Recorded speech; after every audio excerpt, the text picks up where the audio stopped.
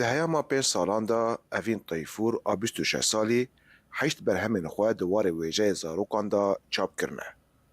Evîn ku dayîka zarokekê ye dibêje, hezkirina wê ji çîrokên zarokan ra ku ji dayîk û xwişkên xwe berî razanê dibihîst, hîş ku gavên xwe ber bi nivîsandina çîrokan ve bavêje. تمي دكات بالي من اجي ويك قرب من روجا تشلوكي وك بيج بنفسين اويك اكاديمي اويك يم بيجن كو زاروك بكار بيجي حسبك جي فهم بك بتر تشلوكا ام بيجن اويك اكاديم بكو بندور خل لانه زاروك انتنا بالدرونيه زاروك انتنا بتراوما كتشنك Evîn her wiha hezkira xwandina çîrokan ji bo zarokan e. Ew derbasî baxçeyên zarokan dibe û ji bo wan çîrokên xwe dixwîne.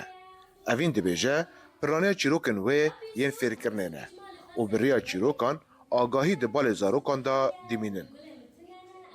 بس هذا من حسكنا مش جروكان ري يعني حتى قاوا كاس جروكان ندي نبيسي ما زاروكان دورا حكوم ديكم دينين وان دم رخنين وان دم لغورا وان جروكان خدو جهرم يعني بيجن جهرتين تشي ديكم يعني قاوا جروكا كده نبيسي نار نيرين مازن برناغم فرق او جروك جو زاروكان Hevjînê evînê ku bixwe girîngî bi wêjeyê dide û piştgiriya evînê dike dibêje.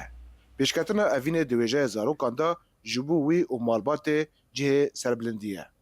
كوني دوی مجالی دا کسی کل سروی مجالی دا خبرتن گلک که من مثلا روجاوی کلسانه ما پیشگیری دا ایکو دوی مالی وی آلی دا گلک برهم درخستن و کونی یادی تر مجال محده یک مثلا ویژه آلی زمان دا دوی درباره دا ام باندور لحظه دکن yani. Evîn ku yekem jin ji Kobanî di wêjeya zarokan bi Kurdî dinivîsîne diyar dike ku ew rastî gelek zehmetiyan tê ku bandora şer û koçberî ziyanê li sîkolojiya wê dike û dihêle ku hin caran nivîsandinê rawestîne.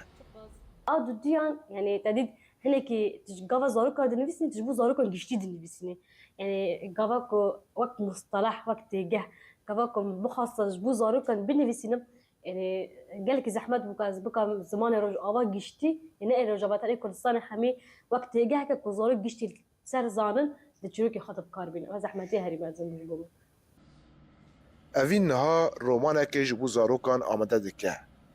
Ew xeyal dike ku li Kobanî baxçeyeke mezin ji bo zarokan ava bike. Her wiha xwediya weşanxaneyeke taybet bi wêjeya zarokan be.